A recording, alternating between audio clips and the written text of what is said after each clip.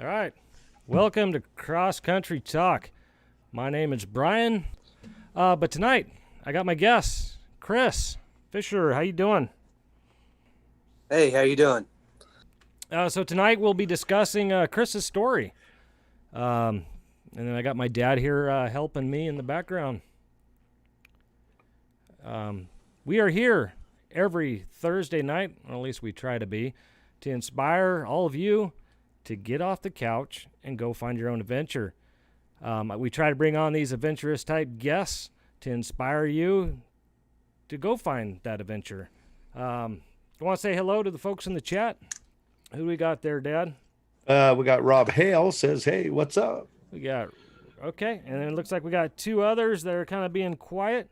If you're watching, if you're not logged into YouTube, you can get a free account, which allows you to subscribe to channels so you know when we're going live or when we've uploaded a video. And it also gives you the ability to live chat here while this show is running. You can ask questions to either me, my guests, or you can just talk to the community there. We got Dukes of Hazzard Off-Road is in the house. So I like that name. yeah. So at this point, I want to the channel and the show. We don't have any sponsors, but we got a lot of friends out there that support the channel. Like to Dylan Pankow. He's a big supporter of the channel, helps us on a few shows in the past. What was that? And then we got, of course, Dukes of Off-Road Hazard. Actually going to be on our show next week, if nothing comes up. And then we also got Blind TV, who we have on tonight. So, Chris, tell us, give us a minute or two and just kind of summarize yourself real quick for everybody that's watching. Okay. My name's Chris Fischer. My YouTube channel is Blind TV. And yes, I am a visually challenged. I am legally blind. Off-road enthusiasts, live life to the fullest, do everything that people can't, typically tell me that I can't do stuff, type of adrenaline junkie. More so. I am legally blind. I can't see past 10 feet in front of me in just one eye. And my other eye, I can't see nothing out of. So I designed my channel to be very motivational for people. And we'll get more into that as this podcast or this stream progresses and stuff. But, I'm from Oklahoma, and I love living life to the fullest. Gotcha. And you're, what would you say, an off-road enthusiast? Yes. Bike, four-wheelers, boards, blades. I'm anything that's got wheels on it, I'm attached to it. Have been probably my whole entire life. I have a YXZ 1000R. That is my current off-road vehicle right now. I've owned a Raptor 700. I've had two Banshees. Had one with a cheetah motor in it. Warrior, Honda. I've owned several, and then I had a YZ1. The very first machine I ever rode was the old Yamaha PW50, if you guys remember those. And then I went from there to a YZ80, and then a YZ125, and then a KX250. Gotcha. So I want to take it back. Back in the past, who was Chris as a young kid? Let's say 5, 6, 7-year-old, maybe, very outdoorsy. Yes. Well, first off, God bless my mom, because I never let her sleep a night in her life. That was guaranteed, and she will tell everybody that. I was that one kid. I was the one kid that was always outside, pushing the Tonka truck around, carrying dirt and just out. I never lived my life indoors. I was never a gamer or video gamer. I think I was in my late teens before I even played a video game. And most of my time was involved with outside. I probably was 7 years old, and my adopted father now, but was a neighbor across the street, was mowing his yard, and I got intrigued with a lawnmower. I'm like, wow, that's pretty cool, you know. And he taught me how to use his mower, and I started mowing his yard for money. So, 7 years old, enjoyed getting $5. Who wouldn't? Right. And that kind of spun the circle of living, at 7 years old, that I can do stuff outside. I'll pay you 10 if you come over and do mine. Well, wherever you're living at, you got to give me a 2-week notice so I can walk over there. Okay. And Dukes of Off-Road Hazard said DMV must love you. Hey, they really do. There's a funny story about that. I have ran from the highway patrol once or twice in my life. We will say that I did use the towel to cool the motor off in the garage real quick. And I had been pulled over with my riding mower. Was that on a YouTube video? Yes, it was. Oh no! I may have seen that one. I think I saw that one. I did get pulled over. There was filming involved. I had a trailer, and I even had my son in the back of the trailer when I was going down to the gas station and got pulled over for it. And they were in good spirits with it, but I am that one guy that probably takes the mower across the town 4 miles just to get to the other side. But then again, on the same note, I walk on average 60 miles a week. So I walk everywhere. Oh, wow. Yeah. My feet are my moneymaker. Literally, I walk everywhere. Although I do own a truck, and I cannot tell you where I cannot confirm or deny the fact that I may have driven that truck around town. Just in case somebody's watching, right? Right. I mean, I will be that person that will jump in the passenger seat and tell you, I don't know who was driving. I'm blind. I don't know what happened to the person. Dukes of Off-Road Hazard said, Chris, he just subscribed to your channel. Nice. Can't wait to watch. So, thank you, man. Chris, so outdoorsy kid, getting into school, were you into sports? And what kind of activities during school leading up to being the age of 14? Age of 14. Oh, man. I was not in sports in school. I was in skating. My passion, I fell in love with inline and boards. I used my whole entire town as my playground. And back then, before all cell phones and stuff, because you guys remember back when you were a kid, you used to wind your brother or sister up with the telephone cord. That was our entertainment. Let them talk when they're walking circles and see if they'll trip themselves because you wound them up. And mine was boards and blades. I got real big into inline skating. Loved it. I love getting air.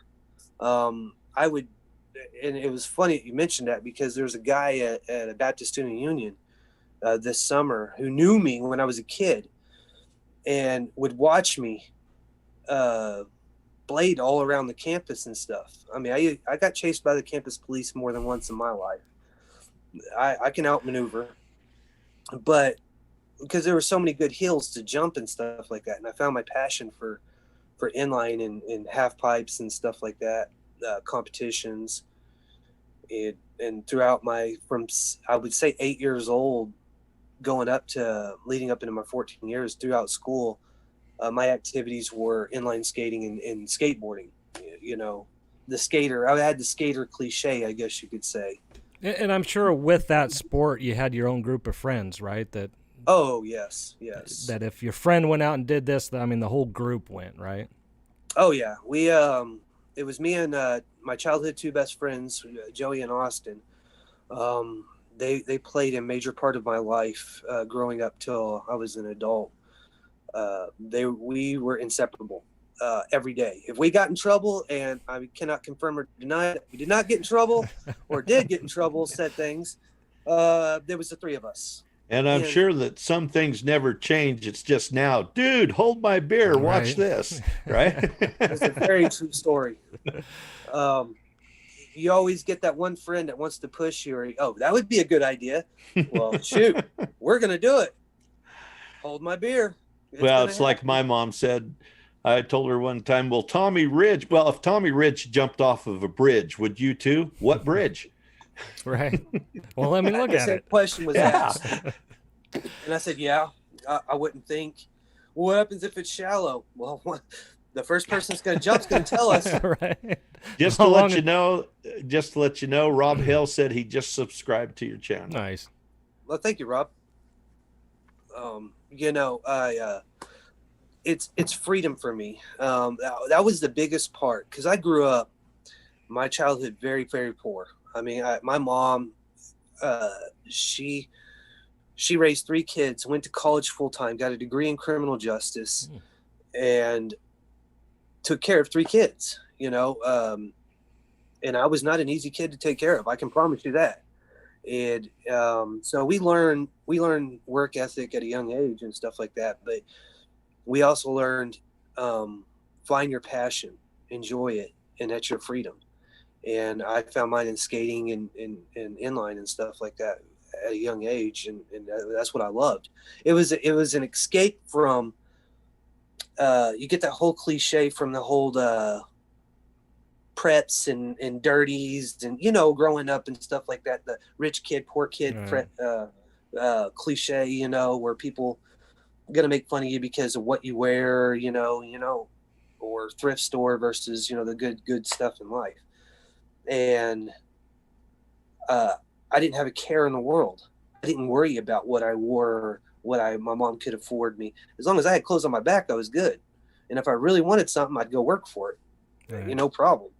But that was where my passion started, was definitely inline. And then, now at this age, was there a man of the house? Did you have a stepfather? Or? No, man.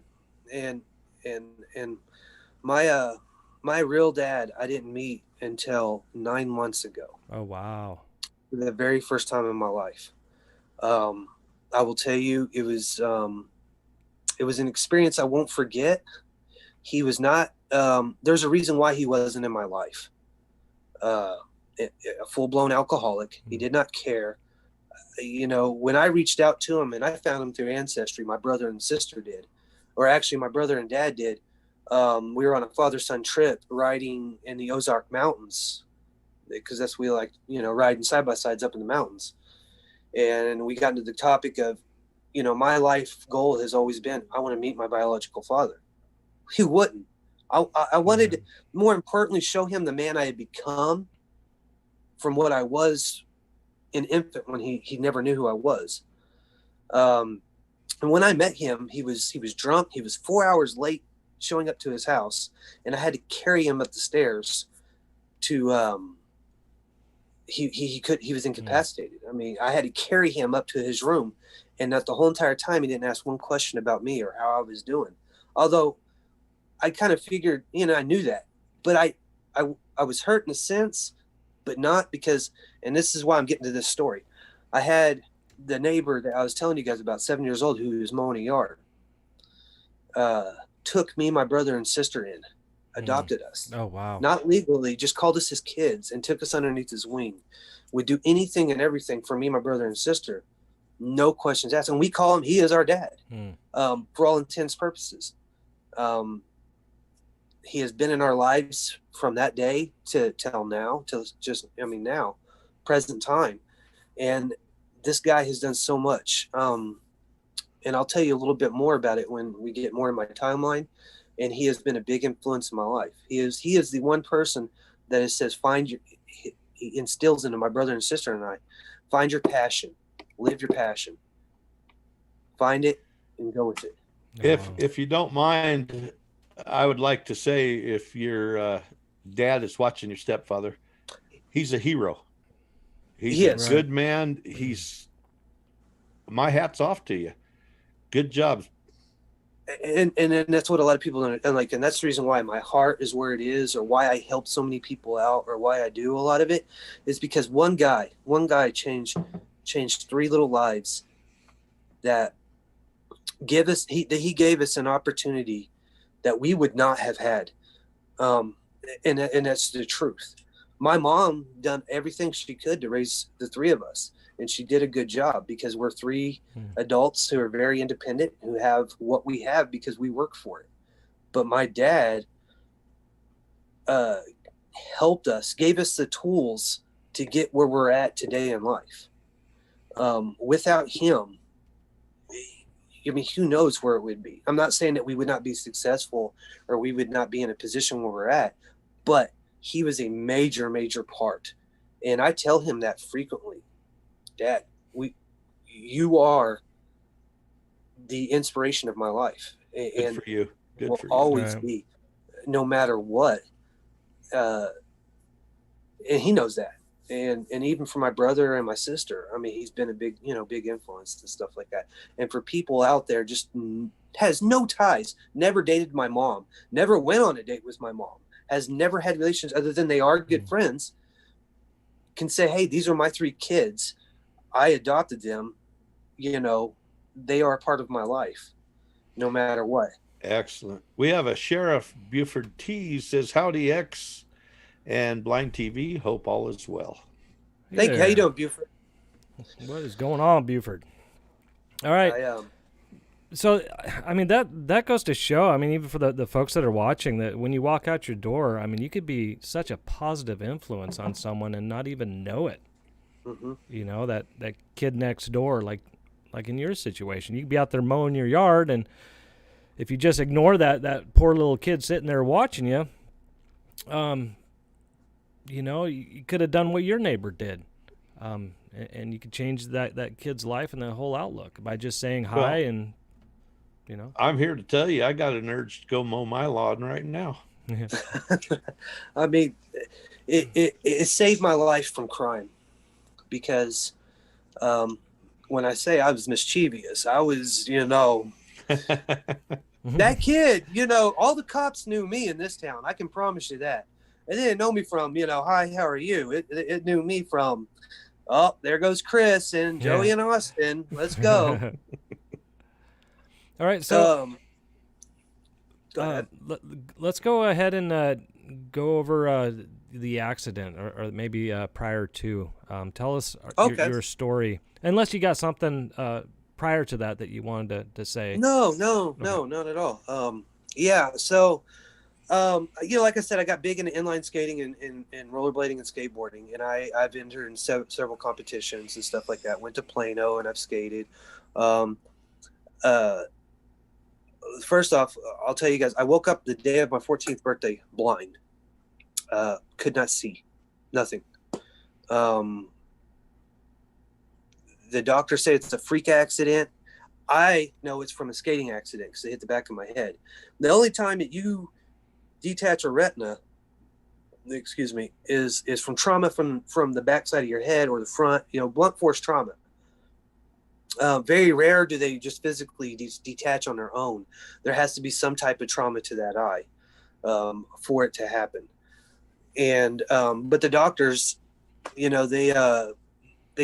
was a freak accident, and they used me as a pincushion and a test subject for a year, and they waited too long, and it takes 2 weeks for scar tissue to wrap around the retina. And once that happens, it's irreversible. There's nothing you can do about it. It's done. Well, they used me as a test subject for a year until they did a simple B scan, and then finally found out, oh, well, there's inflammation. Let's do this. And, oh, well, the retina's detached. It's too late. So the eye shrank and filled full of blood. And then in my left eye, I have optic nerve damage due to birth. And that's the reason why I woke up completely blind and I couldn't see nothing, is because this eye had to compensate for my good eye that I had 20/20 through. So when you're not using an eye very much, and it's a lazy eye and stuff like that, and it becomes the dominant eye, then your optic nerve, your brain, and everything's got to retrain itself to start filtering out whatever it's going to see. Well, the hole in the optic nerve means there's a hole in the center of my eye. And this reason why my eye's cross-eyed, because my eye wants to look around that hole. And your optic nerve is like the camera of your eye. Your retina takes the image, puts it in there. Your optic nerve takes that image and translates it to your brain. And that's how you guys get sight and see and stuff. Well, because of the optic nerve being damaged, my eye does not focus. So whatever I see is what I see. And that's literally 10 feet out, and that's it. You know, I see shapes and stuff like that, but now is that 10 feet? Is that blurry? Yes. From 10 feet in, or do you have some clarity? I mean, how far is the? Like my clarity is 3 inches in front of my face. Oh wow. Anything after that, it is a blur, but it's a defined blur. Like right now we're on screen, and I'm probably a foot and a half from my computer, say, and I know where you guys are positioned. I know you have, I'm assuming, a blue shirt and what looks to be a white hat. And if you're not wearing a hat, then, but the blind guy problems, the struggle is real, guys. You know, it's to that point now where you guys are a blur right now. And I've trained myself to understand where shapes are. And that's the reason why you see me get close. I understand where you guys are at in correlation with the screen. And so I've kind of memorized what you guys look like, so I know where what is. And like I commented to your father about the American flag, I've seen enough American flags in my life. I can understand where colors in correlation to where they are, what that represents. Okay. Sheriff Buford T says, I always say, if someone don't have a smile, give them one. Make their day. Make their day. Nice. And you're inspiring. You're making me smile, even though you don't see the smile. You're right. It's a blur. So, no, I mean anybody. I just don't smile. So, Chris, I know you've talked about in the past, but if anybody kind of wants to get a sense of how you're able to see, you've mentioned by taking a toilet paper roll, right? Yeah, so what you get a paper towel roll, put a piece of paper towel on the end of it, or even a piece of paper, and cut or take a pin and start punching like it's 50 holes or whatever all up inside that paper and wrap it around it like that. And they give you a glimpse of what I'm going through, because remember, my eye has to look around an object. So what you're trying to do with those little holes is look through the object or look around it. And I do have tunnel vision. So right now, if you look at where my hand is correlation to my face, I can't see it. I see my hand right here. Oh, wow. Right here, I see my hand. See my hand? I don't see my hand now. Gotcha. So my field of view is literally from here to here. Wow. As far as, you know, your peripherals are concerned and stuff like that. I do not have vision at night. So I do walk around my town. I have hit some poles. I have hit parked cars. I have done that frequently, actually recently. Now, my question is, do you often bump up to really good looking ladies and say, "Oh, sorry, I'm blind"? Come on. I may have done that a time or two, 4 or 5. Okay, the truth comes out. You know, I mean, if you got what you got to use it. Hey, you know, I would. I've done it and claimed I was blind, so I'm sorry. America gave us hands to use, right?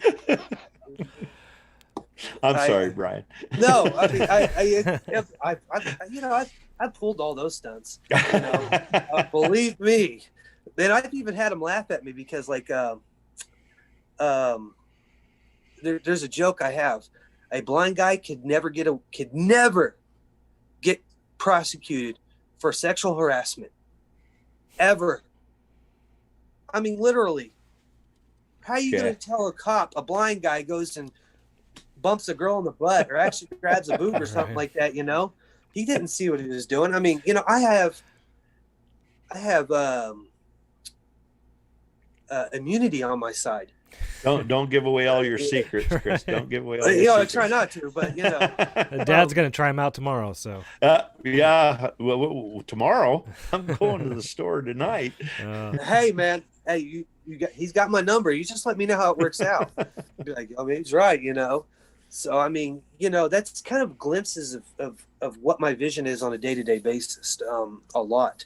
I deal with an eye pain every day.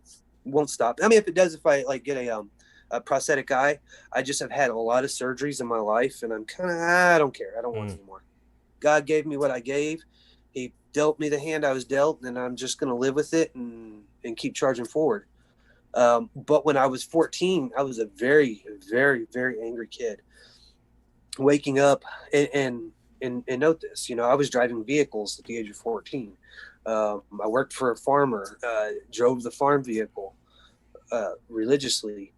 And when you wake up with something like that, it is so, at the time, I did not know it was a reality check for me, but I blamed the world for everything. I hated the world for everything. And I was very depressed, as any 14-year-old would be if they just wake up like that. Because when you go to bed knowing what you see, and you wake up and you just can't see nothing, period. And then you're always thinking, something, the doctors are saying, oh, it's just something, it's an infection, or it's pink eye, or, they don't know, because they want to assume instead of finding a conclusion to it, because you're their test dummy. And I hated the world, hated them. I mean, I even went to a psychiatrist, and he started asking me questions, and I asked him, are you gay? Are you mad because I asked you that question? And I said, yeah, I hate the world, clinically depressed, anger management. So my dad put me into martial arts. And growing up, when I lost my sight. What martial arts was that? Ninjutsu and Okinawan. Okay. I took the Okinawan when I started, and then I went to Ninjutsu. More offensive, and Ninjutsu is defensive. Or not defensive, is offensive. Okay. And Okinawan is defensive. How to, if you're putting yourself in a corner, or if you're feeling raged out, how do you channel yourself? Be calm. Assess the situation before you go gun hole in front of it and stuff like that. Yeah, and Dukes of Off-Road Hazard said stages of grief, my man. And he's right. You were going through those stages of grief. Yeah. I mean, ever so much. But, I had kids that used to take my magnifying glass and light my shoes on fire. I didn't see it. I've been thrown in dumpsters. I was threw in lockers. I remember this one incident where two guys took tennis rackets and they beat me down the street for 4 blocks to my house. Just kept beating on me and beating on me and beating on me. And I got tired and got more raged, and then started lashing out, and hated the world and hated everybody. And this is where the reality check came in. Because I was one of those kids when I was younger who used to make fun of people all the time. Nothing could ever happen to me. Blah, blah, blah. Or that person's too fat. Or, oh, that person's ugly. And, everybody's so quick to judge, or so quick to say something real quick, because they think they're on top of the world, or they think there's nothing wrong with them, period. And when it hit me is that when I was in school getting my shoes lit on fire, I snapped. Beat the crap out of this kid. Turned around, and a kid that was slower than me was laughing. He did not know why he was laughing. He just was laughing, and it hit me. Man, I got to do something with my life. I got to, it was a reality check. This is why you're blind. You see this guy, you see what's happening to you. You used to be that person. You see how you're raged and angry. And so that started it.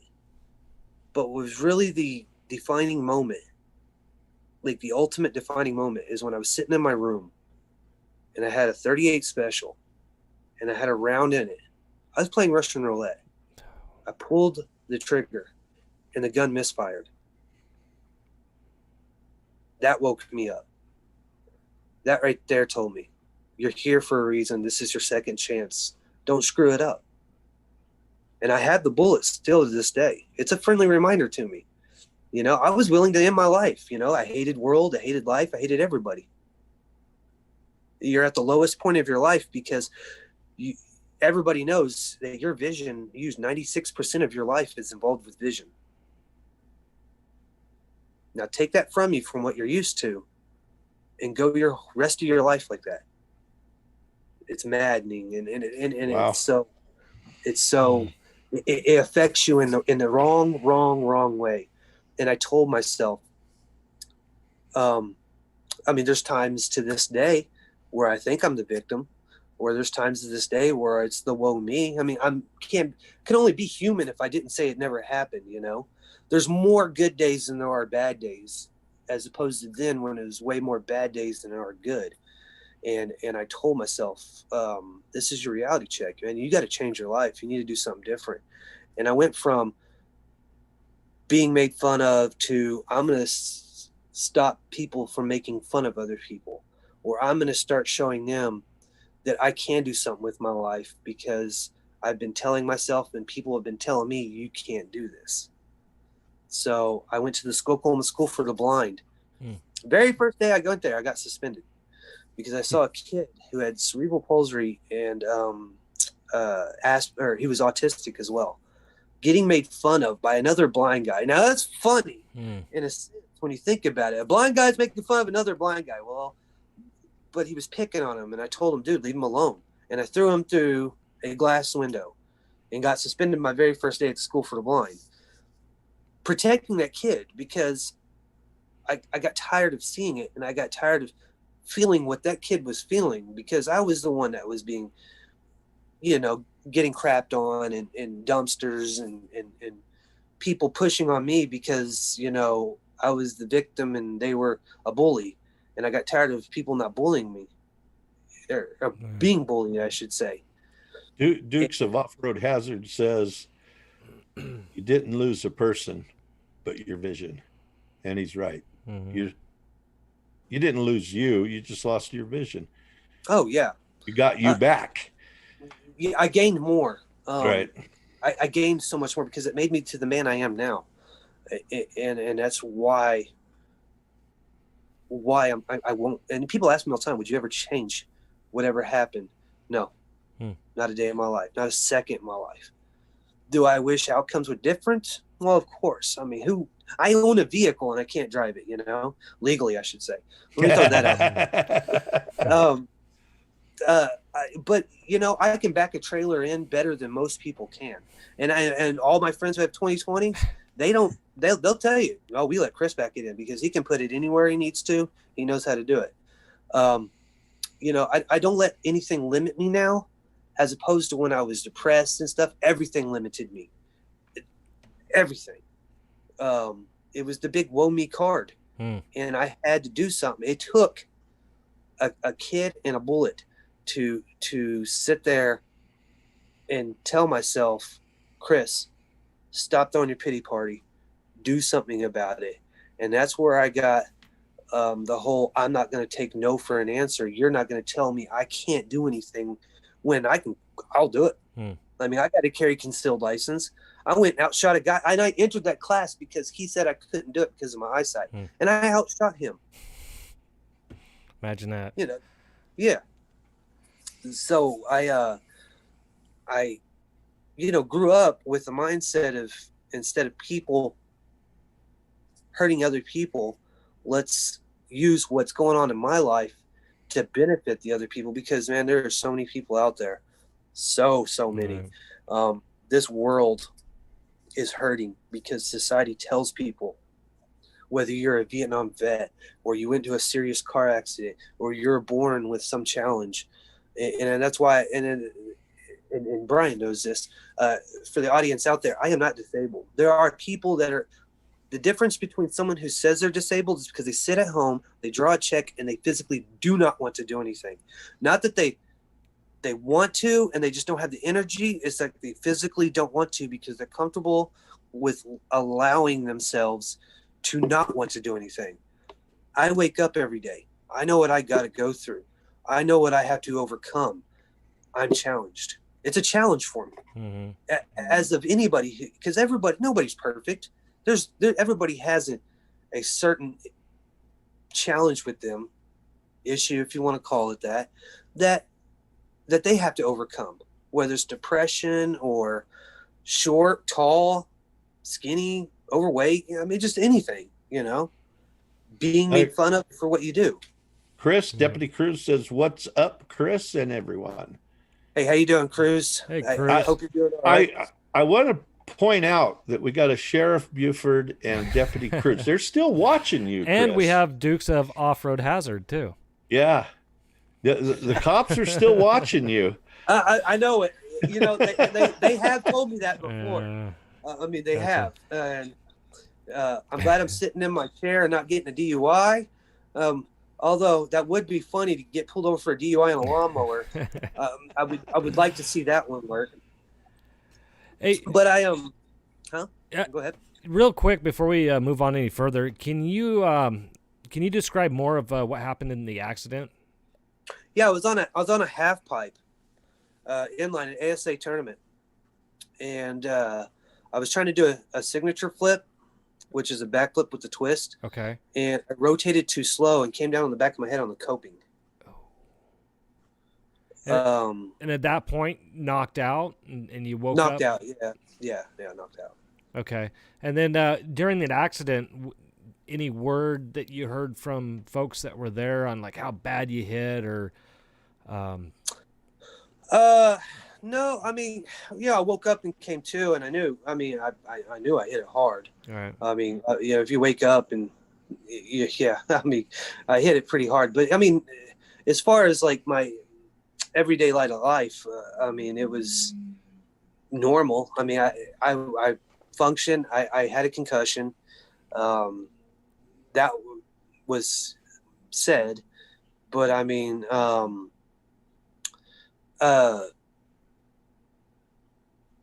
woke up normal just every day, like nothing ever happened. And then, 2 weeks down the road, on the day of my 14th birthday, is when I woke up, and that's when it changed. Oh, the doctor said it was a freak accident. I mean, they're not going to. I mean, they kept on saying, "Well, no, it couldn't have been from that. It couldn't have been from this." I mean, of course, when you got 100 doctors telling you different reasons and stuff like that. So I know where it was from. Chris, let me get this right. You had the accident. You woke up, but you can still see. Yes. You just had a concussion. So, yes. So it took how many days until it was your birthday where you woke up? And 2 weeks. 2 weeks. Wow. Holy cow. And it could have very well been I mean, it was damaged then. Right. But I mean, there's certain. I've done research on it. There's certain instances where a retina can just detach right immediately and stuff like that, just give or take. But I mean, you got to think about the retina is attached to your optic nerve endings and stuff like that. So it's a dangling deal. So it's ligaments or muscle or whatever might be there. So, it shakes and moves. So when it's tore, and you think you live in day-to-day life because you're using your eye left to right, up and down, that it's going to eventually wear thin and break. Sheriff Buford T wanted me to tell you, Chris, you're handy-capable. You're not handicapped. You're handy-capable. Capable, yes. Yeah, I'm very. That is very a very good analogy. Very true. And let's see, Dukes of Off-Road Hazard wanted to know, what senses have you seen grow the most? In other words, touch, sound, feeling? Yes. Well, because I learned to read Braille at the Oklahoma School for the Blind. My hearing, touch, and smell, yes. My ears can tell me where I'm close to a wall. I walk through my house with no lights on at night. I walk down the road and I cannot see nothing. I can hear pressure off of objects, and that determines how far that object is or how close it is. Or when someone's coming up behind me, I'll know when they're behind me because my ears pick up on the pressure. I mean, because it's like echolocation in a sense. You can hear ambient noise between you and another person or you and a wall by the way how close it is. And the best definition of this is cup your hand and start talking and bring it up closer to your ear, and you'll feel the pressure. You'll hear the noise be different the closer it is getting to your ear. That's and that's the way it is with other objects. Echolocation, kind of like bats almost? Yes. Is that right? Yes. Yes. It's the same principle. Okay. Andrew says, how are you, Blind TV? How you doing, Andrew? So, I'm good. Let's take it back. Well, let's go back forward. You were talking about being in the blind school, right? The school of the blind. Where were your childhood friends at this point? I mean, were you separated from them when you were thrown into this school? And yes. Did you make new friends while you were there that would help support you? Yes. At the school for the blind, I was a rebel too. A better one, but I'm still a rebel. I mean, I think I was the only kid that got kicked off of his bike, board, and blades all in 1 week. You know, I took my wheels with me wherever I went. This is how much passion I had for freedom. They didn't think it was too cool to have a blind guy running around and grinding the rails and doing tricks in the parking lot. I thought I did. I even bought a bike after they took my bike and they took it home. I went to Walmart and bought another bike and took it back to the school. This is how much of a rebel we're on with it.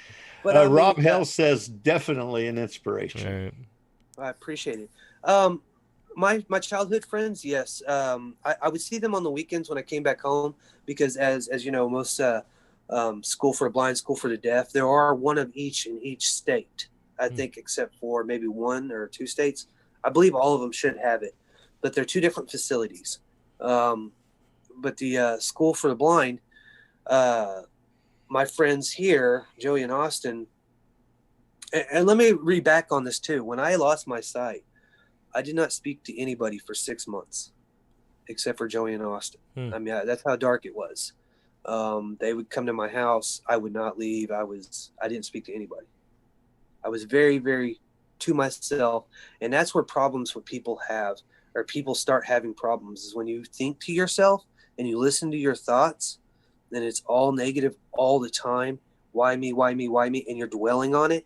That's where problems start to happen. So Joey and Austin, they would see me there, and then, you know, I would do things with them. But when I went to the school for the blind,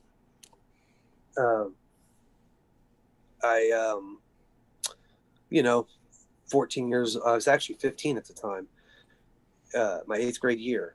And, you know, boy crazy, started hitting on a girl. You know how it is, you know, the whole thing. So that girl was a cheerleader and got me into wrestling. And I was really good at track because I did a lot of cross country towards the last 2 years of my junior high when I lost my sight. Let me interrupt you there. She got you into wrestling as a sport? As a sport. Oh, okay. Wrestling not with her. No, not with her. I mean, I can't confirm or deny whether that happened either, but okay. You know, as a sport, because I had martial arts and wrestling is almost hand in hand with each other. To me, I loved wrestling because it's both mental and physical, and I needed that in my life. I want something that challenges both aspects of my mind, not like, you know, where football and basketball, where you're playing with teammates and you're passing balls or you're blocking or defending and stuff like that. I can't say wrestling is a true mental and physical sport. You're put yourself in a certain position and you got to think in a split second, how are you going to get yourself out of this? I became a 3-time national champion. I held at the time a national record for the fastest pin. And fell in love with the sport. I love wrestling. It was fun.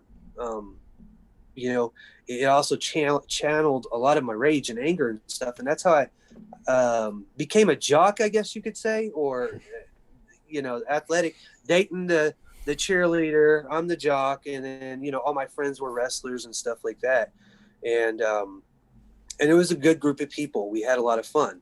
I can't say we did not get in trouble, and there may or may not have been some beer bottles up in the ceiling rafters of our dorms, but you know, they became a very close group of friends. Deputy Cruz says that he's got to go. Good night and love your neighbor. You have a good one, Cruz. Stay safe out there. And it's very true. I really enjoyed wrestling, and my friends. And to some of them, I still talk to them to this day. But you know how it is when you get out of high school, you live your own life, you do your own thing, you kind of split apart and stuff like that. Or priorities change in some people, and some of them don't, and you're just not living that lifestyle like you used to, and stuff like that. But we were the other students from the School for the Blind. It was a family. I can't say students or anything because we lived there all week long. We fought, we laughed, we cried. You know, I mean, you're there around each other 24/7, more or less. The only times we didn't see each other is when the weekends we were gone, or school breaks and stuff like that. So it became it's a family, more or less. I mean, you become very close, and you got to think about it. The School for the Blind only had, when I was there, it housed 130 students. My graduating class is 13 people, very small. So a lot different from the public school setting where I was coming in, where it's 700 students. Your graduating class is 150, give or take. Brian, how many was in your graduating class? Like 14.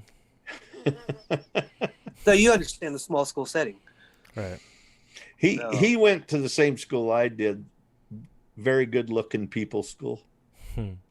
Oh, very good. So you guys are still rocking the old stone wheel then, huh?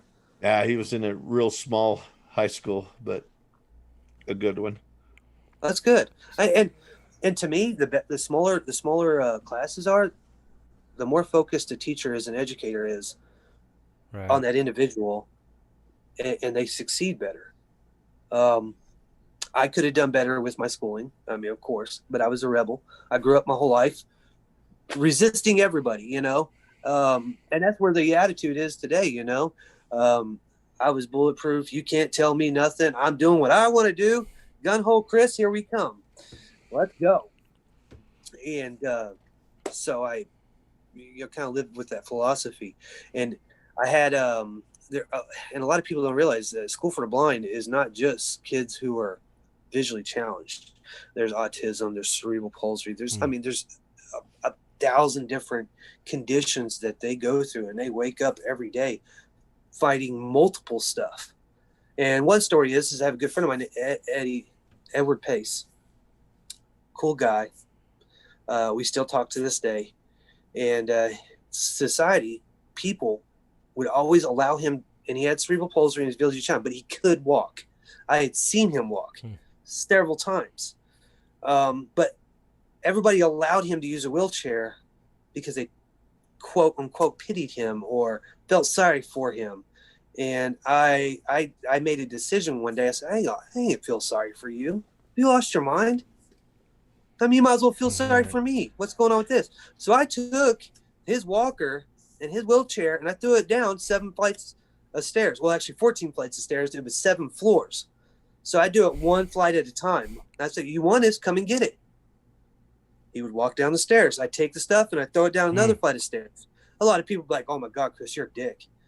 No, because he thanked me afterwards, because people could see now that he could physically walk. And he is able to drive because of that now, instead of being, because if he would have stayed in a wheelchair knowing that he could walk, he wouldn't be able to drive, or he would have special devices for that. But he would sit there and do nothing with his life but wheel around and not want to do anything. Right. I mean, there are people out there who are physically cannot be out of a wheelchair due to their challenges. And I'm not saying it's not bad or good, but when someone tells them that it's okay to do something when he doesn't even push himself, when you know he can, he needs to be pushed. Right. That's what he needs to be doing.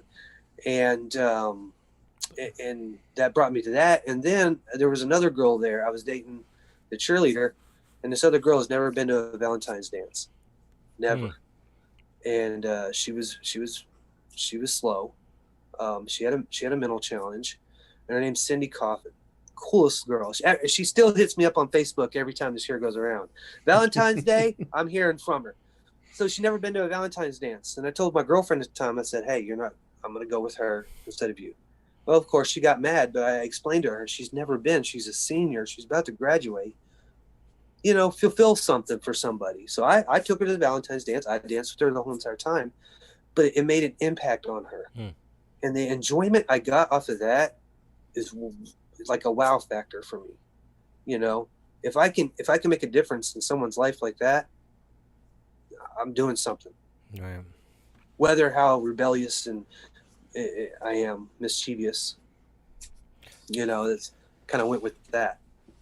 So once you were out of school, where'd your life end up going? I mean, did you just go out and rent a house, or did you stay with your mom for a while, or friends, no, or? I was out of the house at 17 years old. Okay. I mean, I technically was at school for blind from the age of 15.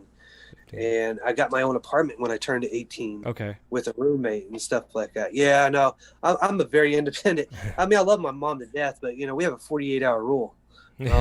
My independence doesn't allow me to stay there past 48 hours. So with getting a rental, a job along with that, or? Yes, okay. I was working. I have always worked because I had a lawn mowing business from when I was 8 years old up until I lost my sight. And that's helped me, it helped me throughout the summers pay for whatever I wanted, which was typically not so legal stuff at the age of, younger years. But, it help my mom with bills too. I mean, I did help her with that. But I have always worked. And so has my brother and my sister. But I worked for Gerber Colburn Optical in Muskogee. I met a woman there who in turn I married and had two wonderful kids with. But I worked for an optical place and then got my apartment and met her and got married at the time and had my two children and stayed there working. I worked at Walmart and I was a supervisor for a tent company and various odds and ends stuff up until about 9 years ago when I moved back here to Weatherford. Okay. So was this the point in your life that you started buying some toys to go out and do some riding or figure out? Yes. No, when I lived in Muskogee, I had four wheelers and dirt bikes because the Arkansas River was literally half a mile from me. So we could ride the river all the time. So we'd take the river and there's a track or a course and we could go ride it there. And then, I've always been to the dunes ever since I was 9 years old. My dad bought a Polaris Razor, or not Polaris Razor, a Polaris Trailblazer 250, if you guys remember that quad. And he used to ride us around on that.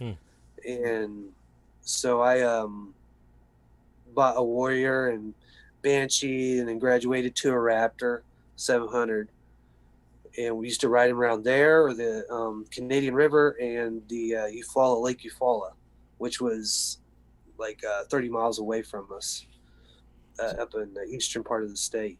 So at what point did you find that you're able to be able to drive other than be a passenger?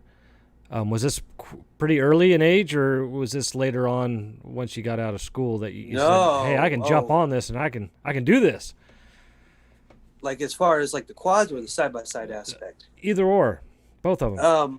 I mean, when I was, when I got my first dirt bike is when I was like, man, I love driving. And I continued that even, there was a brief stint when I first lost my sight that I just didn't have a care for riding and stuff like that. But when I got back into the swing of things and I stopped feeling sorry for myself, I was back into working on my own motorcycles, fixing them, riding them. I was that kid that would, and the kid that would be riding around town would start the dirt bike, ride it to the next block, turn it off, walk it across the street, start it again, take off, walk it to the next street. Or if nobody's looking, you go ride it around town, and try to run from them. That was me. I've always loved that. Now, when you turn 16, that whole rite of passage, watching your brother and sister who are younger than you get their license and then their vehicles. And, you know, when I was 16, I got a bike for my 16th birthday that I had to buy. And it got stolen 2 weeks later. Oh, You know, so it was, you know, one of those deals where, like, I fell in love with quads because they're so agile and I can get air with them, and they're just so, to me, they were safer. I mean, when you break bones on a dirt bike, it sucks. Never a comfortable feeling. I love them though. I can handle them, but I just like the quads because it's just the interaction you get with the handlebars and where you place your body and where you're at and how you can throw your body weight around and see the machine react to what you're doing. Brian, we need to get him into paramotoring. Yeah, for sure. You I'm want to go fly? I would love to fly. Matter of fact, my dad had his pilot's license and would fly us as kids around. He owned an ultralight, and I loved that. I never got to fly it. Wish I could have. I don't know if he would have liked it, but I wanted to. I mean, come on, why not? I mean, for my dad's 50th birthday, we got to throw him out of an airplane. I was happy. Skydiving with my dad. Yeah. One of my sports is skydiving, and Rob Hale and I skydiving. We met a blind skydiver, 100% blind, but he'd have a friend on the ground that once he opened his canopy, his friend would talk to him on the radio and tell him which way to turn, when to flare, when to start getting ready to run, and he did an excellent job. Did he have a talking altimeter or for his altitude? Yeah, we all have them. You cram them in your helmet, and it starts beeping at you whatever altitude you set. Oh, nice. Yeah, that's awesome. And once the canopy opened up, then he had the radio in his helmet, and his buddy would talk him to the ground. That's pretty cool. That is, and I'm glad to see people do that, you know, all the time. Would you be interested in doing something like that, Chris? Yeah. That was a stupid question. Live on Extra Country Adventures. I'm just saying. He's like, when? Sheesh. That's like saying giving a dog a dog biscuit and say you can't have it. Now you have it. Yeah, that's a big bucket list of mine, man. Like my daughter went parasailing in Alabama. She went to vacation. I mean, my daughter's 18 now. More gray hair on my head, yay. And so she's telling me about her trip, and she went parasailing, and that's something I want to try. You know, I mean, I've been skydiving, I've rappelled. You know, I used to be a belay man, and there's a funny story about that. And here's another thing that kind of went inspiration with it is after I got out of high school, I met up with a drug and alcohol counselor in Muskogee who had cancer, who was a drug and alcohol counselor for juveniles that were hardcore juveniles, people who did murder and serious drug and stabbings and stuff like that. And and this is where my wheels started turning, is the way he would show them there's more to life than drugs was go take them rappelling off of 400, 500 foot cliffs. Let me show you a different type of adrenaline to where your adrenaline's met, because, you know, people who are druggies or are addicted to substance are looking for that adrenaline rush. That is the reason why they do it. So he was showing them a drug-free adrenaline rush. Right. And I went and I've rappelled with him several times before, and I became their belay man. And he's telling everybody, now I'm about to throw this blind guy off the cliff. Just letting you guys know this. This blind guy is going to go off the cliff. And I'd kamikaze it, and I'd go any direction I wanted to and run down there. I'd be the belay guy. I knew all the commands, you know, on belay on, you know, rappel on. And the coolest thing is watching these guys who are hardcore, like they killed, they stabbed, whatever reason they were there for was nothing light. And they would pee their pants or they would start crying because it's a cliff that they don't trust a blind guy. You know, they're scared of a cliff, but they've done something hardcore.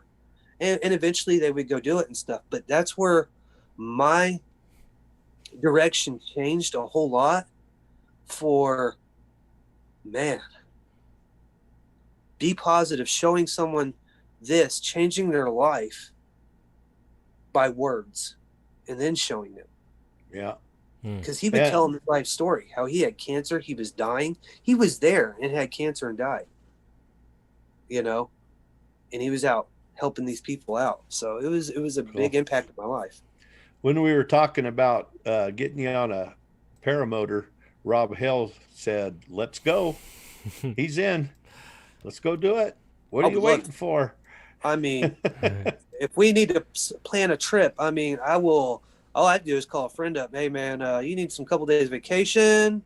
Yay or nay? Because we got to make a trip up this way.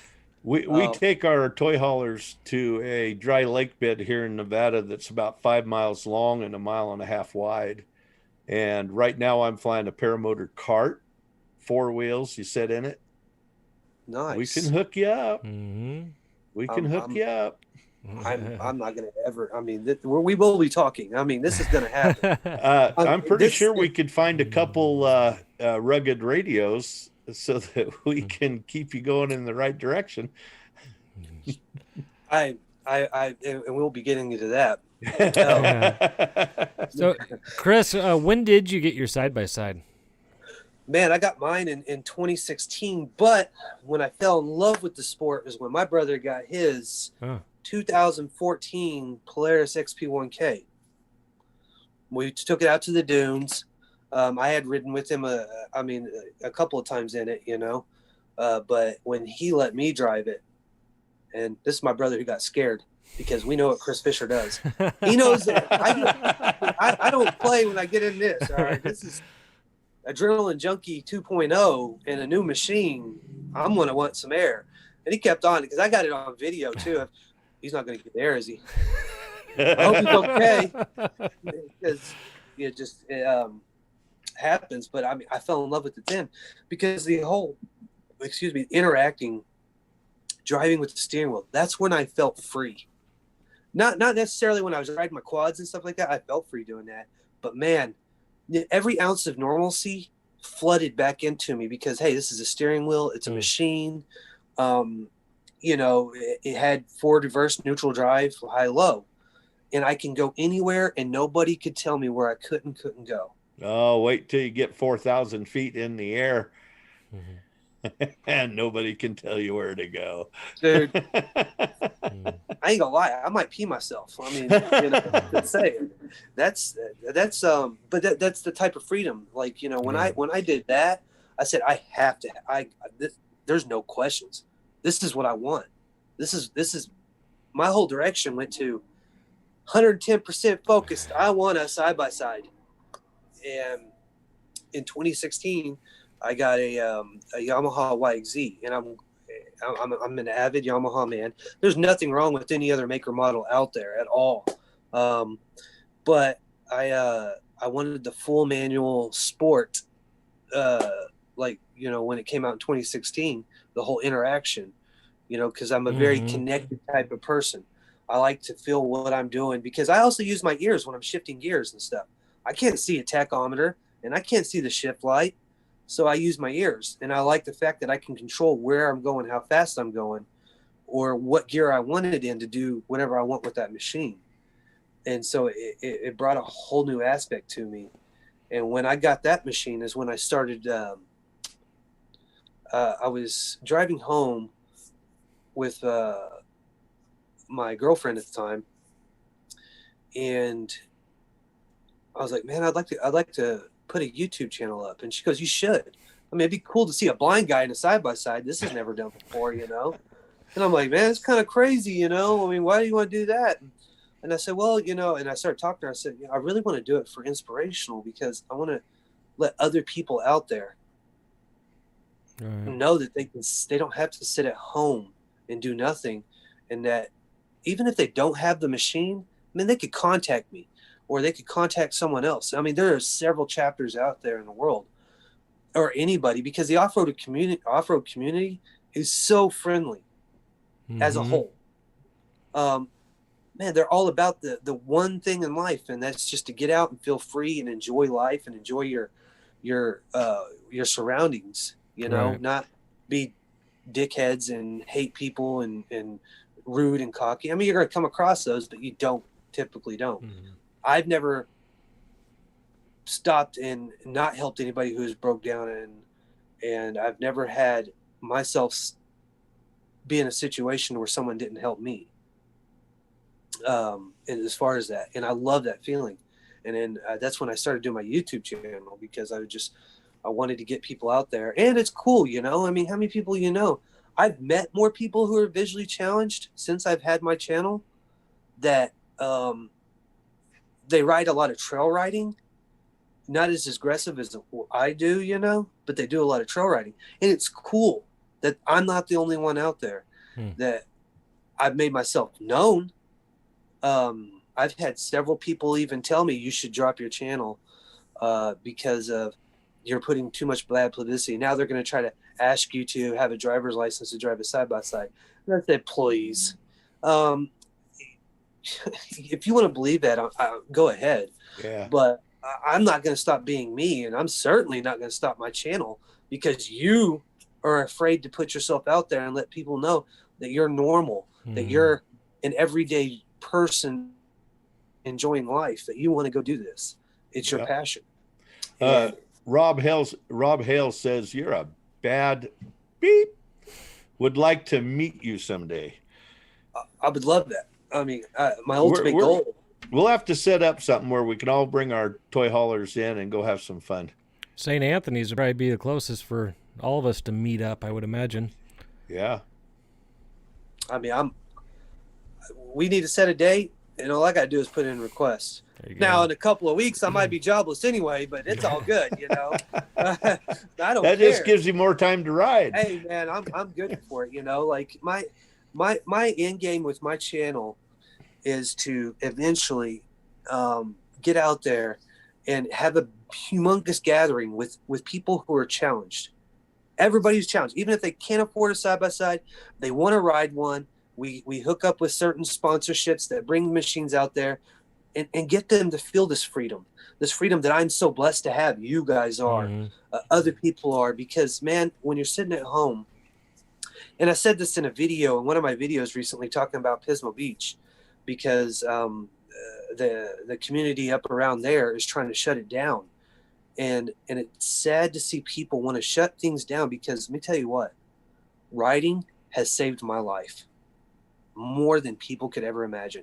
And there are Vietnam vets, and there are people, and there's like people with cancer who are dying, that their freedom they want is being taken away, or what they have felt in the driver's seat of a side-by-side or off-roading or anything like that has saved their life, has kept them from doing something stupid to hurt themselves or hurt other people, you know.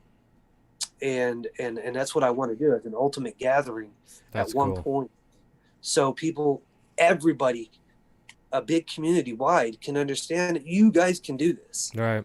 Don't let nobody tell you. Don't say you can and can't do it, because if I put you in the driver's seat of mine, you're going to drive it. That's simple. Like, I have a friend of mine who's completely blind, and he's always wanted to ride a dirt bike. And we're in the city limits of Weatherford, Oklahoma, where I live at, okay? And I put him on my dirt bike at this Catholic church, has a humongous hill. And I would drive him around it. And what he would do is he would count in his head how long I'm going in a gear. And he would know that's the speed that he needed to go. So I kept him in first gear, and he would count before I say turn, or before he would feel me turn. And I let him drive it for an hour all by himself. I can't say he didn't hit a bush or maybe a tree, but in the event, that made a big smile on his face in doing that, because he felt normal. Whether he doesn't have this or not, he felt normal. And that's all people can ask, is to feel normal. You know, you see the criticism and stuff in life. You guys want to feel normal. I do. My cat and dog wants to feel normal. I mean, they steal stuff from me. So I guess they're pretty normal. But to have that is like the ultimate feeling. And that's my goal with my channel, a goal in life, is I want everybody to feel as high on life I am when I'm in the machine, Right. as much. Walk us through how you're actually able to ride your side-by-side, because you would think that you put a blind guy in a driver's seat, put him on a trail, he's going to go full bore and probably hit a tree. I've seen a lot of those on the freeway in California, though. Yeah, I have hit a few trees. But explain to the viewers, Chris, if you would, on how, your process of how you're able to ride these trails and or go out and hit, ride the dunes and not hit anything. Oh, okay. Well, so first off, get comfortable with your machine for anybody out there. I am a type of a rider. I feed off of the people I ride with. So I ride on their butts. I am very, very close to them. I have very good reflexes for a blind guy, believe it or not. But I can I have gone my whole life determining what a blur, an object is. If that shape is so tall or so wide, then I know it's a tree. If the person in front of me, which is, I always ride with someone in front of me. I have been a lead guy a couple of times, and that has ended up in a result of hitting a tree. Don't follow the blind guy. The blind guy will follow you. That's for sure. Why is he going down there? I don't know. It's exactly what my friend said. What in the hell is this guy doing? Why did he take that turn? But I feed off of them. So if they're riding real aggressive, I'm going to be right on them. And I know everything's cool in front of them. Mm. Or if they're taking a sharp turn or whatnot, then it's a big feed deal. I know how to gauge my riding style based on what they do, and I do push the envelope. I mean, I'm not slowing my machine, and I don't baby it. The machine goes 95, and I will go 95. I've done it. Gotcha. But up until recently, I've had a co-driver with me or a passenger most of the time, and they'll say left, right, or left. That's when I know I need to really hit it really hard. Or and the louder they say that is, the more I turn. The more you turn. Yeah. Mm-hmm. Left. That's exactly how it is. Chris, I gauge. Do you mind if I tell you a quick story? Yeah. When I was in my 20s, outside of the town where I grew up, there are these big gravel pits, and every year they'd build a course in the gravel pits, and they would have these mud races, jumping over stuff. But every year they had they called it blind man's bluff. The driver was blindfolded, and the passenger told him which way to go and tried to navigate this course. Yes. I made it about 30 feet and ran off the road and got stuck in a mud hole. So what you do just amazes me, because doing that, and if you're in a safe spot, I challenge people to have somebody put a blindfold on and have somebody in the passenger seat and try to talk you through a course. It's not easy. No, because kudos, man. I appreciate that. I really do. But here's the thing. I have trained my mind to understand where my hands in correlation need to be with someone's voice. You even do that walking down the street. Typically it's called guiding. Most blind people, and I really do mean this, most blind people don't grab, unless it's a crowded area or whatnot, they'll grab an elbow. You'll always see them grab an elbow. They don't grab an arm. They don't grab a hand. It's always an elbow, because their elbow, their shoulder is in line with your shoulder. Mm. So when they feel the reaction of you doing this right here, they're going to come right behind you. Or we feel the reaction on how your body language is how they walk. But when they're not grabbing your elbow and we walk, we know in correlation with how our hands are and where our body, or how to react to stuff. Like when I have my hands on the steering wheel and I hear someone's voice going left, that doesn't mean yank it hard like this. Left means left, left, left, left, left. And when they start getting louder, then I need to apply a little bit more pressure, or right, right, right. You know, it's how many times they say it is telling me that I need to correct a little more. If they only say left once, what if they say, "Oh, that means break. Break now." It's a wonderful thing I have a 5-point harness and keep all hands and elbows inside the vehicle. That has happened 3 times. I have seen sand sky, and sand sky. That was fun. But you know, it's really interesting because when people, like when you close your eyes and you're walking, you don't, and maybe now because you've talked to me a little bit more, you'll start paying attention to what your ears are doing and whatnot. My mind is, and when I first went blind, oh my God, it was terrible. I hit everything. Your equilibrium sucks. You cannot orient yourself at all. Like at nighttime, I don't know which way is north, south, east, or west at all. If you told me to walk straight to, let's just say 5th Street and whatever, and I'm in nighttime and I don't know the area well enough, I will be going a different direction than what you telling me I'm going. I promise you that. I may end up clear across town and thinking that's where it is. But I, you know, the more and more you lose that one sense, the more and more your body adjusts on different stuff. Like if you guys were up until recently, like now, I've recently picked up a Rugged Radio sponsored me on my YXZ, which as you can tell, I'm wearing Rugged products. Greg, the people at Rugged are a phenomenal family, and they are a family. My daughter emailed them because she's seen the fact that, Dad, you need communications. Let's just be clear, okay? You're riding around and you're not married anymore and you're in your vehicle by yourself. I'm scared because I ride a lot, you know, now by myself.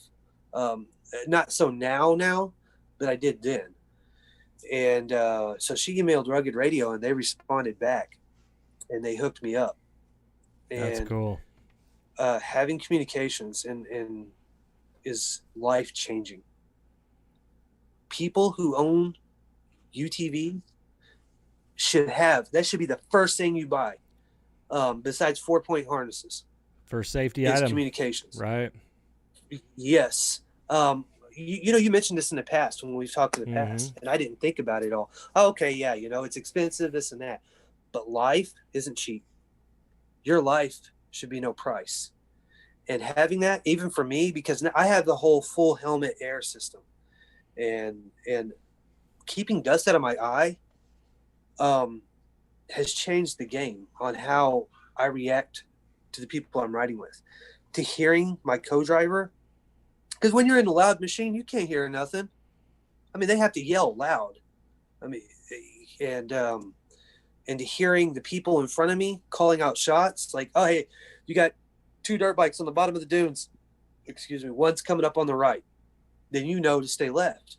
As of when I typically ride and I'm going up the face, I'm always to the right of them because I don't want to get sprayed with sand. And now I don't have to worry about any of that because I have fresh air in my face. I have communication. It made riding a whole different level. Less stressful, to be honest. That's cool. Because think about it. You know, it's very stressful when you're having to stop. You lose the people in front of you because they're taking off. So then you got to try to play catch up. Most people who are riding behind me, because when we ride and we go in groups, I'm always right behind the leader. I'm never at the back. Of course not. Never. That's where all the action is out front. Yes. And it's a funny thing because I always split off from the leader all the time. I mean, they're like, why'd you take that, Chris? Well, I thought they went that way. I couldn't see them. I just went that way. And that's what would really happen. But now it's like we're always communicating. And it's like, okay, I'm going left up here at the ridge. I took a left or a right, you know, so they're calling out shots. And I did not realize how important that is to have something like that until you're really using it. Right. And then it's mind changing. It's life altering. And I will not ever go without communications anywhere in that machine. My my best brother has one. My best friend has it. And matter of fact, when he saw the setup that Rugged hooked me up with, he got on the phone, talked to them, and ordered the whole entire set. So I want that, just because he understood that, you know, hey, we're now, it's a whole different level, and our riding can be a little bit more aggressive now because we're a little bit more safer, if that makes any sense. Yeah, you can push yourself harder if you're a lot safer. Right. Yeah, and in case Rugged is watching, Brian and I both own Rugged radios. Yeah. So Yes. I actually They're bought an excellent product. I actually bought 2 radios. I use one as a base radio that I have hooked up there at camp at the trailer, and it's on a loudspeaker, so anybody out around camp can hear what's going on. Then I have another radio that's in my car, along with the intercom system. And then I also purchased 2 of the handhelds as well, in case we had people riding with us that didn't have a radio. So we can hand those off and all be everybody have communication. So yeah, for me, and like you said, Chris, that's safety number one. This should be the first thing that goes in that car. Totally agree. I agree. I mean, yeah, it's life changing. And then they hooked me up with the digital radio, which is their all new platform that just came out. I was one of the first people to get one. Oh, great. I got to buy another one. That thing is phenomenally great. It's a dual band digital. The clarity on it is nice. It gets UHF, VHF, and then, but on my radio, I don't have the UHF frequency mode, like the chirp that goes on the end of it, you know? Right. And it's so crystal clear. And I mean, so crystal clear. I don't know a lot about radios, but I've got the Rugged radio. They're a fantastic radio, and I need to get a hold of them and see if I can make this Rugged radio and work as an aviation radio for me for when I'm flying. I don't know if they have an aviation side to their platform. They deal with aviation. Matter of fact, they started with aviation. Okay, will the handset that I got work, or do I have to buy another radio? Oh no, it should work. The platform should work. It's just all about channels and stuff. Now you can get with them and ask them that question, but I believe yes. Okay. It's all about frequencies and stuff like that. So it should be no different than because I have seen people use Rugged for aviation. As far as the communication and stuff like that. It's just all the programming and whether you use their frequencies or your own, just how FFA does it. But yeah. We live here in Nevada, and there are a lot of MOAs. MOAs are military operations area. We can still fly in them, but it's nice to get that radio on and call and see if they have any activity in that MOA at the time. And they'll tell you, well, we'll have activity from 3 until 8 at these altitudes. So you don't want to go to 5,000 feet and go nose to nose with an F-16. So yeah, no doubt. Yeah, because I'm pretty sure I'd lose. I mean, yeah, I think you don't got a winning chance on that one, man. No. I mean, A for effort, though. I'll give you that one. I mean, you could try. I mean, please record it so I can attempt to see it. I don't know. If the F-16's engine sucks in that paramotor, he might go down. I win. Yes, man. Greg and them, Rugged Radio Products is a phenomenal people. Even their customer service, a lot of businesses should literally train from them. I have never seen a customer service department on par. Yeah, sounds like a great company, and And then we love the product. And I've done a lot of and I also do, and I like to let a lot of people know I do my own mechanics on anything that happens in my garage. I do not pay people to install anything. I bought my first rugged radio when we were at the King of the Hammers in February at their I don't know, their booth or whatever you want to call it, right out of the trailer. And they were fantastic. Oh, yeah. They explained everything to me. And before I walked away, I gave them a little bit of grief. I said, "What? No stickers?" They gave me a big old sheet just full of stickers, and they're all over my trailers. Oh, yeah. Yeah, and it's crazy because like they're one of the few companies also that literally gives free service. Like if they're in your area, you got a problem with your radio, they will fix it. Cool. No questions asked. If your antenna's down, you got something messed up, they will do free testing and tuning all day long.